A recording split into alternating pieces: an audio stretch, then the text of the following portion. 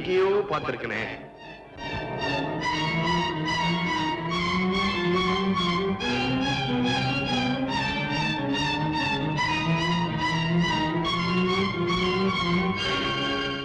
சிங்காரம் பிள்ளை மகன் கல்யாணத்துக்கு முன்னால ஒரு பொண்ணோட சுத்துறான்னா அதுக்கு என்ன அர்த்தம்?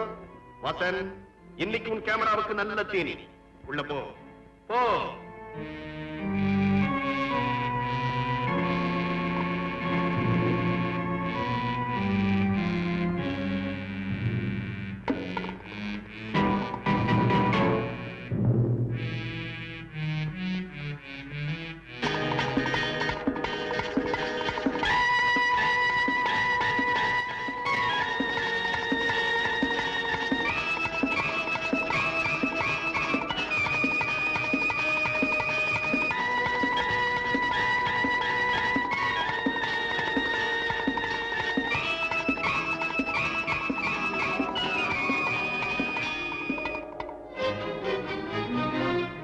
பிளாக்மெயில் பண்றியா?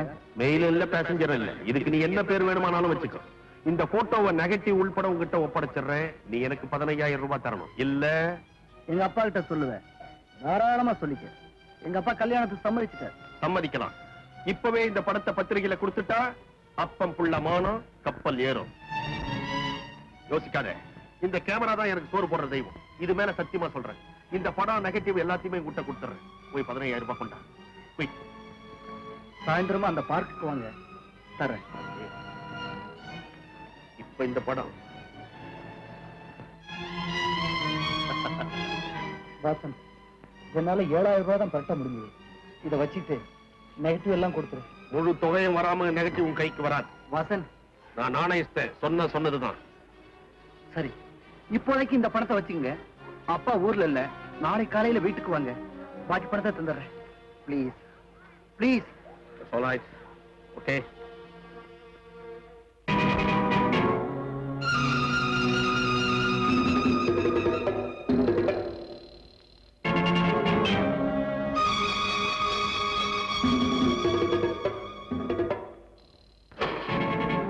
என்ன அப்பம் புள்ளைய சேர்த்து போலீஸ் அரெஸ்ட் பண்ணிட்டு போகுது? அதை ஏயா கேக்குறீங்க? பெங்களூர்ல இருந்து வந்த எங்க முதலாளியை கூட்டிட்டு வரதுக்கு ஏரோட்ரமுக்கு பாலம் போயிருந்தா. வர்ற வழியில காரை செக் பண்ணாங்க. அதுல 10 லட்சம் ரூபாய் பெருமான தங்க இருந்துச்சு. உடனே வீட்டையும் செக் பண்ணாங்க. அங்க ஏகப்பட்ட கள்ளக்கடத்தல் பொருள் இருந்துச்சு. அதனாலதான் அரெஸ்ட் பண்ணி கூட்டிட்டு போறாங்க. இந்த காலத்துல யார நம்ப முடியும்? நமக்கு 8,000 ரூபாய் போச்சு. சுகுமாரனுடைய மனைவி கல்பனா பாலனுடைய காதலியா? வாசன், பழைய நெகட்டிவ் உடனே தேடி எடு.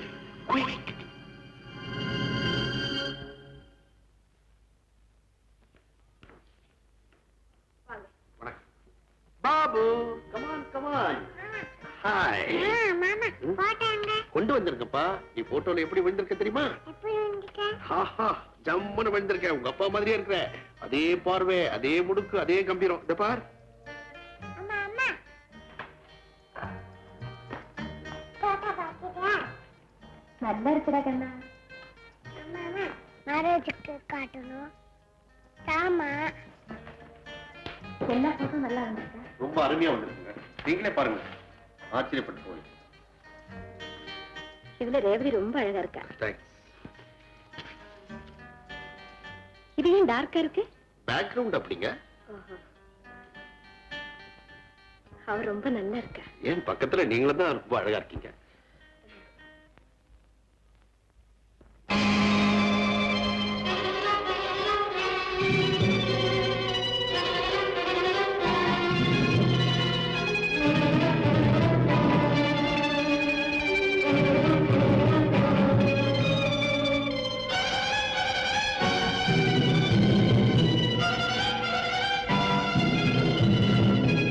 பயப்படாத கல்பனா. இந்த போட்டோகளை யாருமே பார்த்தது கிடையாது. வாதம் பார்த்திருக்கான். ரெண்டாவது நீ. வேற யாருக்குமே தெரியாது. இந்த போட்டோ எப்படி என் கைக்கு வந்தது, யார் எடுத்தது அப்படின்னு தானே யோசிக்கிறேன்.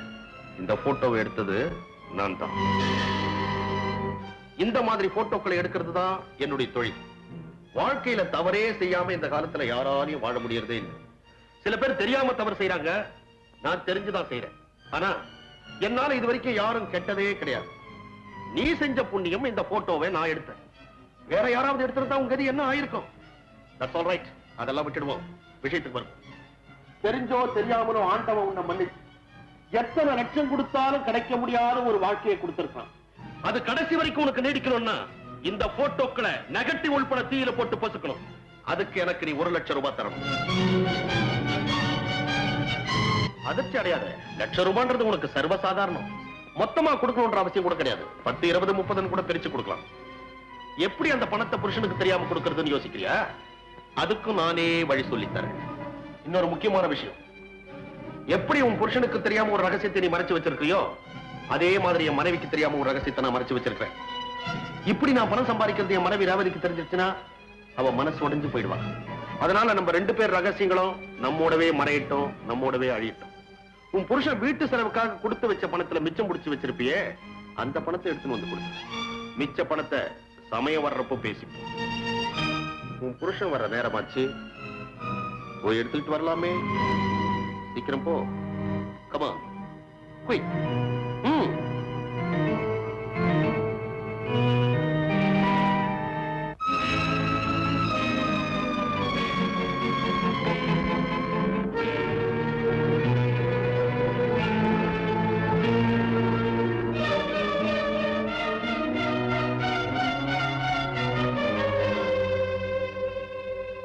கல்பனா, எப்பவோ நீ செஞ்ச தவறுக்கு நினைவு சின்னங்களோட அவன் வந்திருக்கா.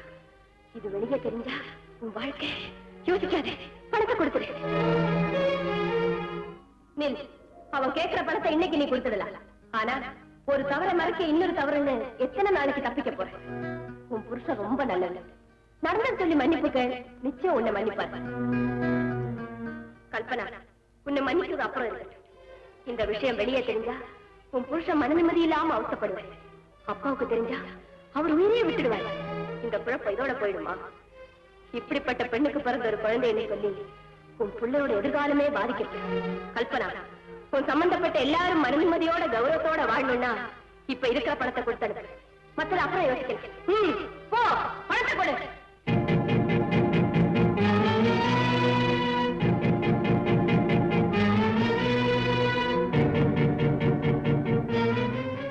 இந்தாங்க. எவ்வளவு இருக்கு? சரி சரி, நானே எண்ணி பார்த்துக்கிறேன். என்னடா லட்சம் ரூபாய்க்கு மேல் கொண்டு பணத்தை மிரட்டி வாங்குவான்னு நினைக்காத. நான் தொழில் நானே உள்ளவன். அப்படியே நீ இஷ்டப்பட்டு ஏதாவது பணம் கொடுத்தா கூட அதுல சல்லி காசு நான் தொட மாட்டேன். இந்தா, இது உன்னுடைய குடும்ப போட்டோ, இது லட்சம் ரூபாய் போட்டோ. அவரேன். தேங்க்யூ.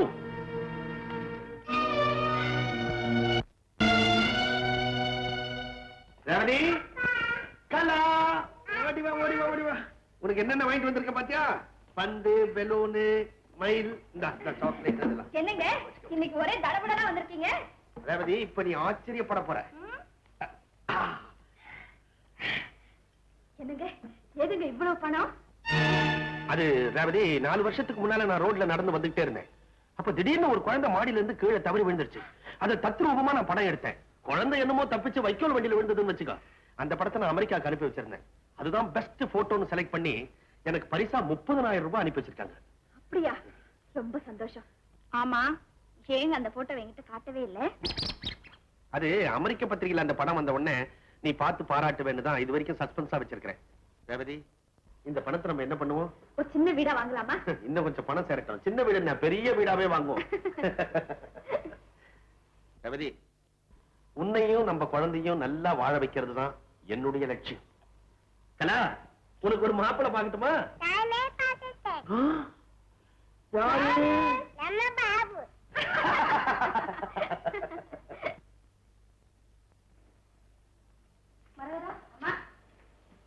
மணி 6 ஆக போகுது. பாபு இன்னும் காணோமே. நான் வேணா போய் பார்த்துட்டு வரட்டுமாமா? அம்மா, ஸ்கூல் விட்டு ரொம்ப நேரம் ஆகியும் பாபு அழைச்சிட்டு போக யாருமே வரலம்மா. அழுதுகிட்டே இருந்தான். ஹெட்மாஸ்டர் போய் வீட்டுல விட்டு வர சொன்னாங்க. அதாம்மா வந்தேன். பார்த்துங்களா? சரிப்பா. அப்பா வரலையா பாபு? அப்பா இல்லம்மா, என்ன பக்கம் போயிட்டாங்க. பயமா இருந்தம்மா. பாபு, உன்னை யார் கொண்டாந்து விட்டா? School peon. ஸ்கூல்ல காணும்னு நான் பயந்தே போயிட்டேன். இது உங்களுக்கே நல்லா இருக்கா? பையன் அழுதுகிட்டு எங்கேயாவது போனா என்ன ஆகும்? சாரி கல்பனா, ஒரு முக்கியமான வேலையா போயிருந்தேன். வேலை மும்மரத்துல இவனை மறந்தே போயிட்டேன்.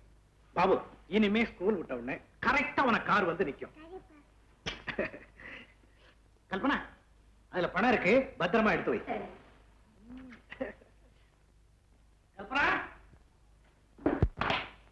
என்னங்க? பாபு ஸ்கூலுக்கு போக வர, நீ மார்க்கெட்டுக்கு போறதுக்கு வர்றதுக்கு இனிமே என்ன எதிர்பார்க்க வேண்டியதில்லை. வீட்டுக்குன்னு ஒரு கார் அலாட் பண்ணிட்டேன், டிரைவரையும் சேர்த்துட்டேன். டிரைவர்,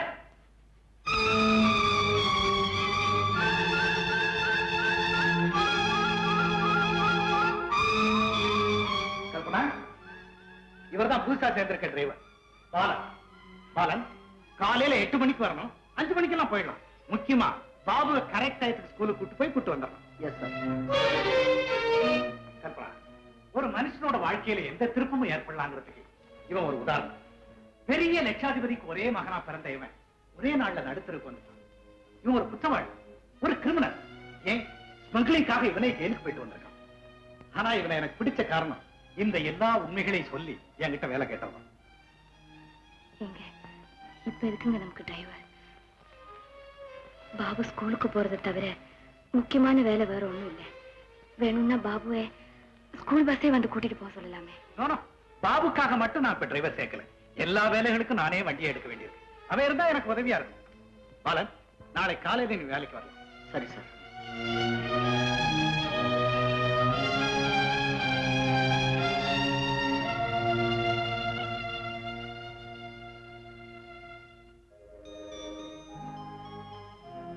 கல்பனா,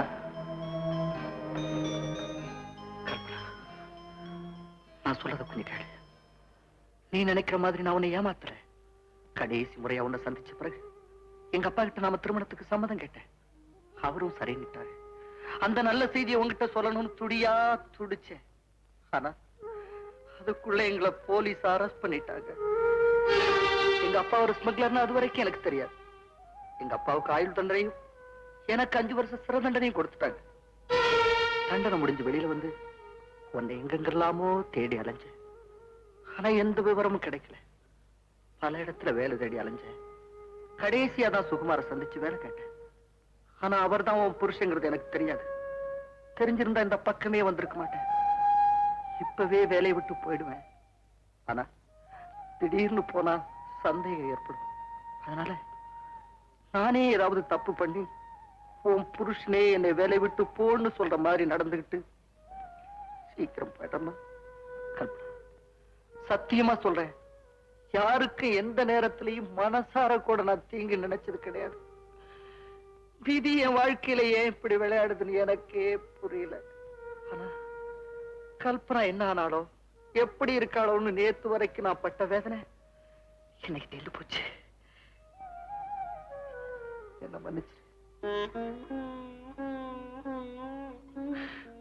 உன் நிழலை கூட நான் தொடக்கூடாதும்மா, தொடக்கூடாது.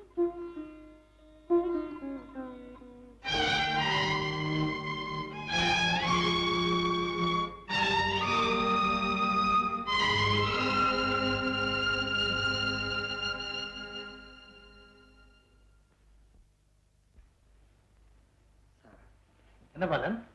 நான் வேலையை விட்டு நின்னுக்கிறேன் சார். ஏன்? வந்து 2 நாள் ஆகல. அதுக்குள்ள ஒரு ஆக்சிடென்ட் பண்ணிட்டேன். ஆக்சிடென்டா?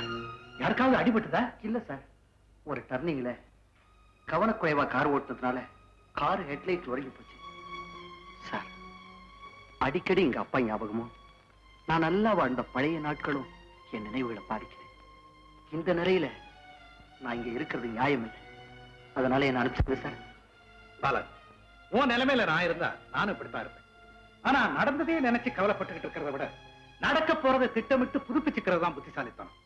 உன்னை நம்புற முதலாளிக்கும் உனக்கு கொடுக்கப்பட்டிருக்க வேலைக்கும் மதிப்பு கொடுத்து நடக்கணும்னு உன் மனசுக்குள்ள ஒரு முடிவு எடுத்துக்க. இனிமே இந்த மாதிரி தவறுகள் நடக்கவே நடக்காது. போ சார். போய் வேலை பாரு.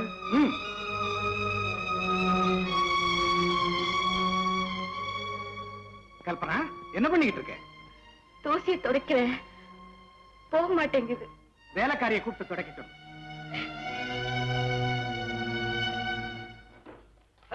அடனே, வாங்க வாங்க வாங்க. போட்டோஸ் எல்லாம் பாத்தீங்களா? பார்த்தேன், நல்லா இருந்தது. உட்காருங்க. நீங்க வெளியே புறப்பட்டீங்களே, எடுத்த படங்கள்லயே செலக்ட் பண்ணி என்லார்ஜ்மெண்ட்ஸ் போட்டிருக்கேன். அப்படியா? கல்பனா, என்னங்க? இந்த உங்ககிட்ட ஒண்ணு சொல்ல மறந்துட்டேன். நான் படிச்ச காலேஜ்ல இருந்து ப்ரொஃபசர் வருவாரு. பில்டிங் ஃபண்டுக்காக டொனேஷன் கேட்டிருந்தாரு. ஒரு 25,000 ரூபாய் கொடுத்து நான் அவசர வேலையா வெளியே போயிட்டேன்னு சொல்லிடு. அப்போ சார் புறப்படலாம். நீங்க போறப்போ வழியில என்ன கொஞ்சம் இறக்கி விட்டுறீங்களா? வாங்க. அம்மா நான் வரட்டுங்களாப்பா? நான் வரேன்.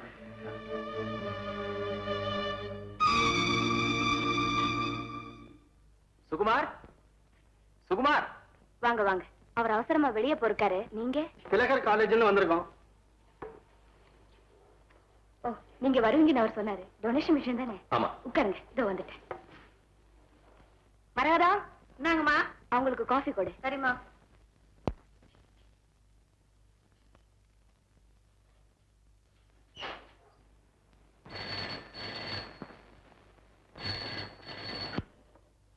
ஹலோ, நான் கல்பனா பேசுறேன். யாரு? நான் தான் வாசன் பேசுறேன். நான் சொல்றதை கவனமா கேள். அந்த ப்ரொஃபசர் டொனேஷன் வாங்குறதுக்கு நேரம் வந்திருப்பாருன்னு நினைக்கிறேன். 25,000 ரூபாய் கொடுக்காதே, வெறும் 5,000 ரூபாய் கொடு. உன் புருஷனுக்கு தெரியாது. அப்படியே தெரிஞ்சுட்டாலும் நீங்க ஊதாரிதனமா செலவு பண்ணது எனக்கு பிடிக்கலன்னு சொல்லு. ரொம்ப சந்தோஷப்படுவான். பேலன்ஸ் 20,000 ரூபாய் அப்படியே எடுத்து வை. நான் நேரா வந்து வாங்கிக்கிறேன். ஓகே? சரி.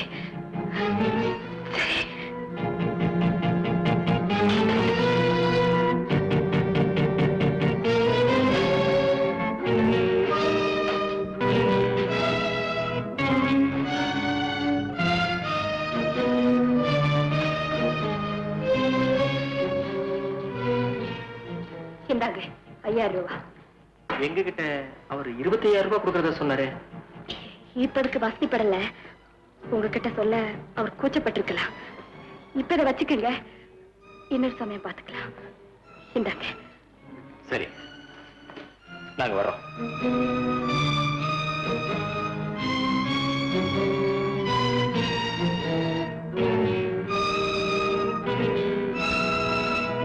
கல்பனா, நீ ஏற்கனவே 30,000 ரூபாய் கொடுத்திருக்க. இப்ப 20,000 ரூபாய், மொத்தம் 50,000 ரூபாய் ஆச்சு. நான் ஏன் இதை சொல்றேன்னா, கணக்குல நான் ரொம்ப கரெக்டா இருப்பேன். மிச்ச பணத்தை நீ எப்படி புரட்டணும்ன்ற விஷயத்த நான் யோசிச்சு சொல்றேன். நான் வரட்டுமா? பாய்.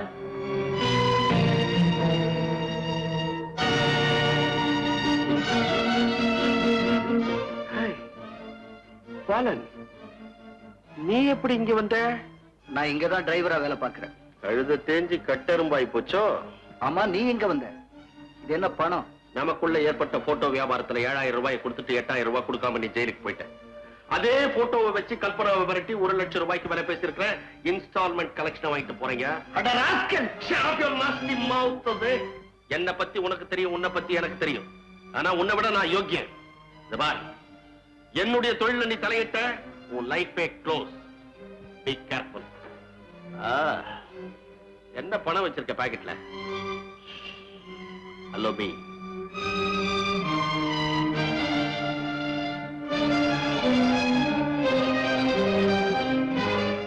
ரூபாய்.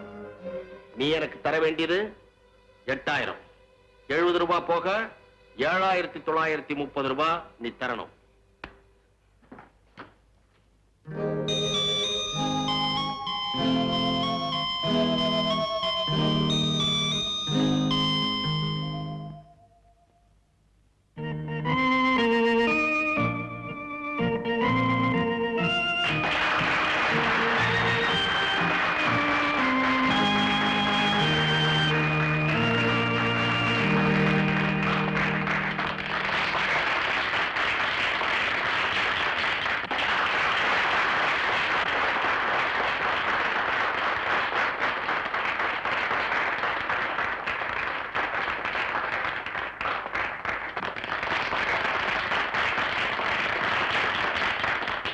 ஃப்ரெண்ட்ஸ் அண்ட் ரிலேட்டிவ்ஸ், ஒரு கணவன் மனைவி எப்படி வாழணும்னு எடுத்துக்காட்டா விளங்கக்கூடியவர்கள் தான் கல்பனாவும் சுகுமாரும்.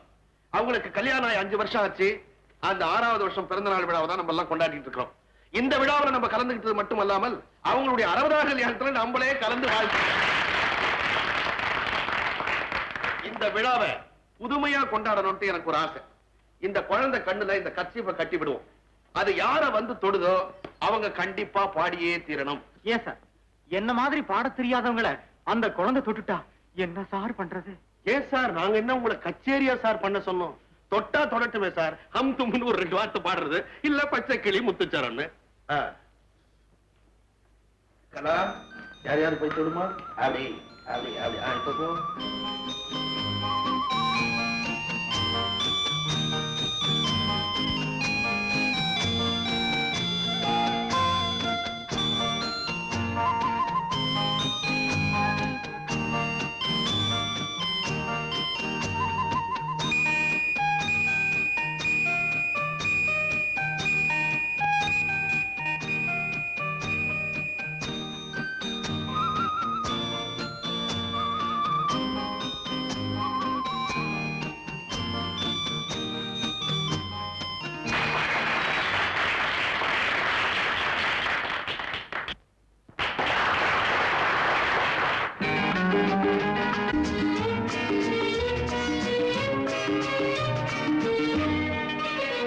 சம்சாரம் என்பது வீணை, சந்தோஷம் என்பது ராகம், சலனங்களதில் இல்லை, மனம் குணம் ஒன்றான முல்லை. சம்சாரம் என்பது வீணை, சந்தோஷம் என்பது ராகம், சலனங்களதில் இல்லை, மனம் குணம் ஒன்றான முல்லை.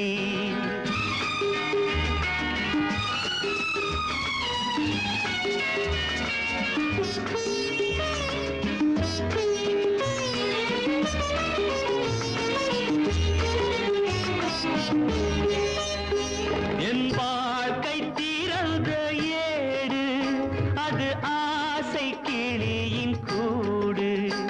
என் வாழ்க்கை திறந்த ஏடு, அது ஆசை கிளியின் கூடு. பல காதல் கவிதை பாடி பரிமாறும் உண்மைகள் கோடி.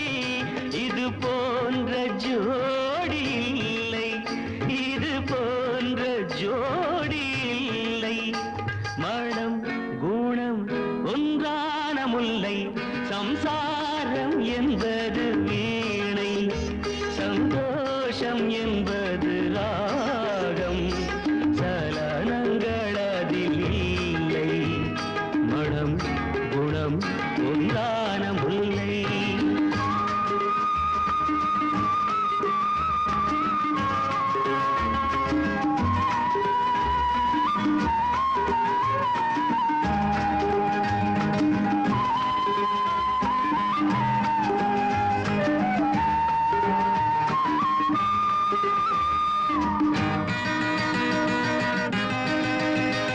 என் மாடம் முழுதும் விளக்கு, ஒரு நாளும் இல்லை இருட்டு. என் மாடம் முழுதும் விளக்கு, ஒரு நாளும் இல்லை இருட்டு. என் உள்ளம் போட்ட கணக்கு, ஒரு போதும் இல்லை வழக்கு. இது போன்ற ஜோடி இல்லை, இது போன்ற ஜோடி இல்லை, மனம் குணம் ஒன்றான முல்லை. சம்சாரம் என்பது வீணை, சந்தோஷம் என்பது ராகம், சலனங்களதில் இல்லை, மனம் குணம் ஒன்றான முல்லை.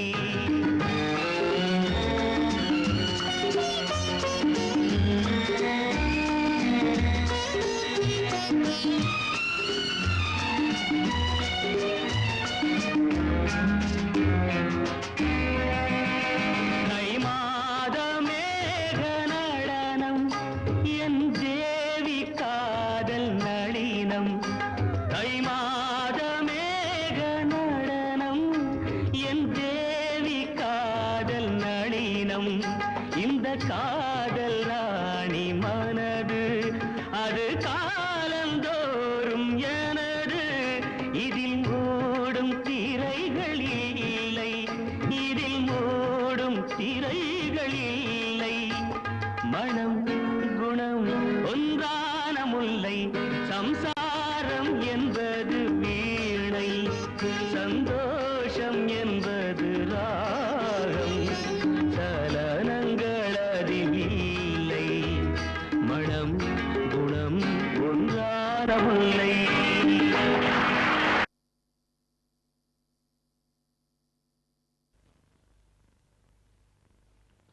கல்பனா,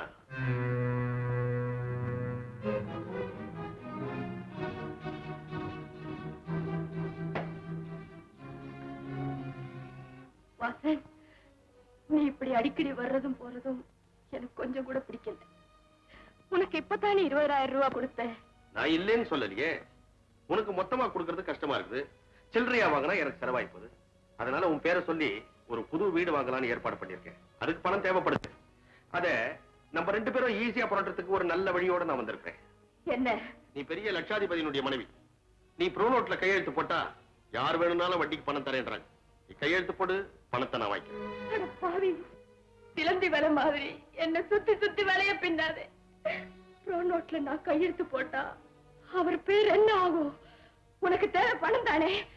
இரு வரேன்.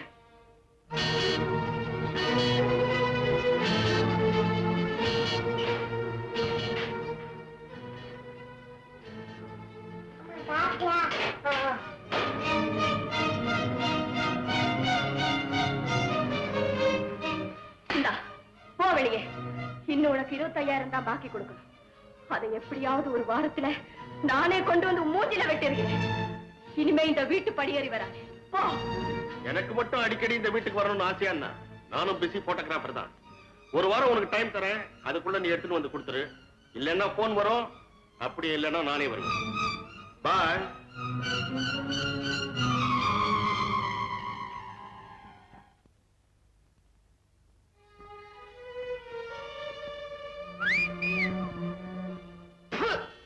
இந்த மாதிரி சம்பாதிச்சு சாப்பிடுறத விட பிச்சை எடுத்து சாப்பிடலாம். டேய் பாலன், என்னுடைய பொறுமையை நீ ரொம்ப சோதிக்கிற. ஜாக்கிரதை. வாசன், இந்த மிரட்டெல்லாம் என்கிட்ட வச்சுக்காத. இந்த பணம் வாங்குற வேலையை இன்னையோட விட்டுரு. மறுபடி கல்பனாவை மிரட்டி பணம் வாங்க நினைச்ச நான் கொலைகாரனா மாறிடுவேன். அட மானங்கட்டவனே, உன்னை மன்னிச்சு நான் விட்டதுக்கு என்னையே மிரட்டி பாக்குறியா? இந்த வீட்டுல நீ ஏன் டிரைவர் வேஷம் போட்டிருக்கிறேன்னு எனக்கு நல்லா தெரியும்டா. கல்பனா கிட்ட வச்சிருந்த உறவை புதுப்பிக்க.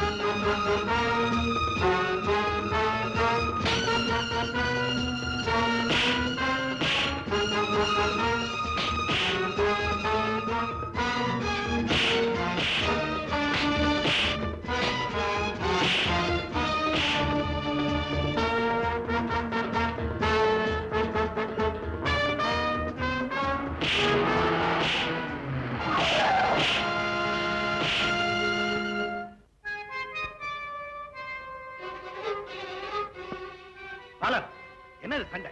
சுகுமார், இருந்தாலும் இந்த பாலனுக்கு இவ்வளவு திமிர் கூடாது. இவன் எவ்வளவு பெரிய தப்பு பண்ணிருக்கான் தெரியுமா? இவனை சாதாரண ஆளுன்னு நினைக்காதீங்க. பெரிய ஸ்மக்லர். நீ எப்படா ஜெயில இருந்து வந்த? உங்க அப்பா எப்படா ஜெயில இருந்து வர போறாருன்னு கேட்டேன். தப்பா சார்? சார், மிஸ்டர் வாசன் என்ன பத்தி என்ன சொல்லியிருந்தாலும் நான் பொறுத்துட்டு இருப்பேன். ஆனா எங்க அப்பா பத்தி இன்சல்ட் பண்ணதா என்னால பொறுக்க முடியல. பாலன், அப்படியே அவர் கேட்டிருந்தாலும் நீ கை நீட்டி இருக்க கூடாது. வாசன், எங்க வீட்டுல இப்படி ஒரு சம்பவம் நடந்ததுக்காக நான் ரொம்ப வருத்தப்படுறேன். வாங்க, ரெஸ்ட் எடுத்துட்டு போலாம்.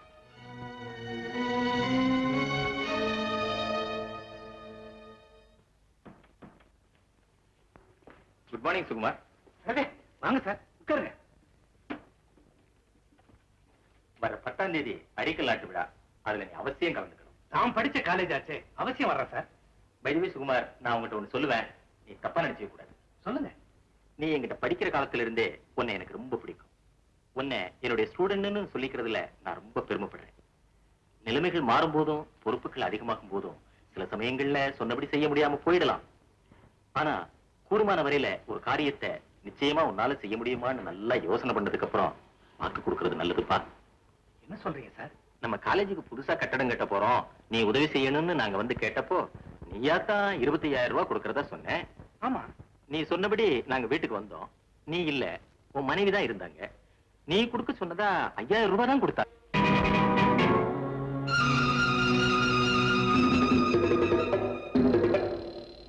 அதனால என்ன, இப்ப நான் 20,000 ரூபாய்க்கு செக்கு தர்றேன்.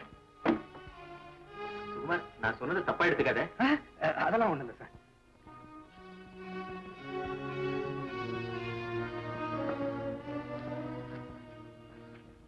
ரொம்ப தேங்க்ஸ் சுகுமார்.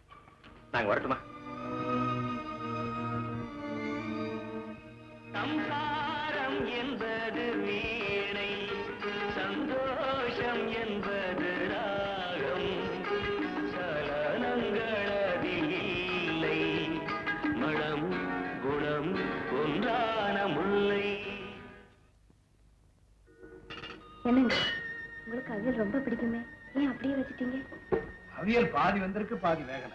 அடடே, கல்பனா, பொண்டாட்டிக்கு புருஷன் மேல எப்ப பிரியம் அதிகமா இருக்கு, எப்ப குறைச்சலா இருக்குங்கிறத காட்டுற மீட்டர் தான் சமையல். அவியல் சரியா வேகலைங்கிறதுக்காக நான் அதை சொல்லல. கூட்டுல உப்பு இல்ல, சாம்பார்ல காரம் ஜாஸ்தி. ஆக வர வர என் மேல உனக்கு பிரியம். அப்படியெல்லாம் ஒண்ணு இல்லைங்க. வந்து நான் எப்பவும் போலதான் செய்யறேன். அது என்னவோ கொஞ்ச நாளா சமையல் சரியாவே அமைய மாட்டேங்குதுங்க.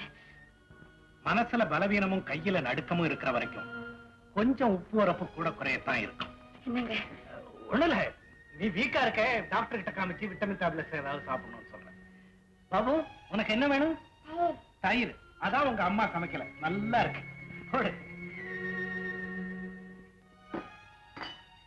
வந்து மத்தியானம் அப்பா வந்திருந்தாரு. அப்படியா? எனக்கு போன் பண்ணிட்டு தான் நான் வந்திருப்பேனே. நான் சொன்னேன், அவர்தான் வேண்டாம் உடனே போகணும்னு சொல்லிட்டாரு. ஆமா பாபு, நீ ஸ்கூலுக்கு போனதுக்கு அப்புறம் வந்துட்டு போனாரு. என்னங்க, அப்பா அவசர வேலையா வந்தாரா, ஏதோ பண கஷ்டமா? ஒரு 25,000 ரூபாய் இருந்தா கூட அடுத்த தடவை வரும்போது தரேன்னு சொன்னாரு. கொடுத்துட்டேன். அதனால பரவாயில்ல. அன்னைக்கு நீங்க கொடுத்த பணத்துல 25,000 ரூபாய் ஹெட் ப்ரொஃபசர் கொடுத்துட்டேன். அவசியமான காரியத்துக்கு நன்கொடை கொடுக்கறதும் அவசரமான நேரங்கள்ல உறவினர்களுக்கு உதவி பண்றதும் தப்பு இல்லை. ஓகே.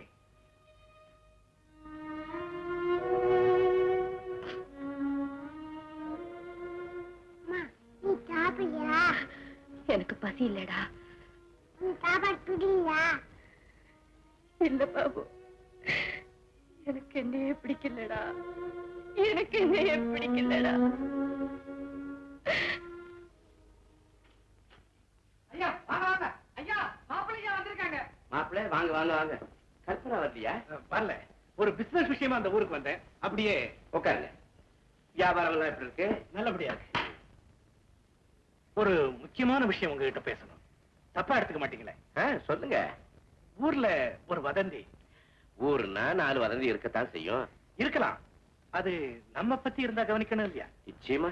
உங்களுக்கு ஏதோ தொழில நெருக்கடின்னு கேள்விப்பட்டேன். அப்படி ஏதாவது இருந்தா தாராளமா நீங்க என்கிட்ட சொல்லலாம். என்னால முடிஞ்ச பண உதவியை செய்யறேன். யார் மாப்பிள்ள உங்ககிட்ட அப்படி சொன்னது? ஃபாரின் எக்ஸ்போர்ட் பிசினஸ்ல 3 லட்சம் ரூபாய் லாபம், காஃபி எஸ்டேட்ல 3 லட்சம் ரூபாய் லாபம், ஸ்பேர் பார்ட் பிசினஸ்ல 2 லட்சம் ரூபாய் லாபம். வியாபாரத்துல எனக்கு பண கஷ்டமே இல்ல மாப்பிள்ள. சாரி மாமா, யாரோ சொன்ன வதந்தியை வச்சுக்கிட்டு நான் உங்களை அப்படி கேட்டேன். அதனால என்ன மாப்பிள்ள, கேள்விப்பட்டதை கேட்டீங்க அவ்வளவுதானே. வாங்க போய் சாப்பிடலாம்.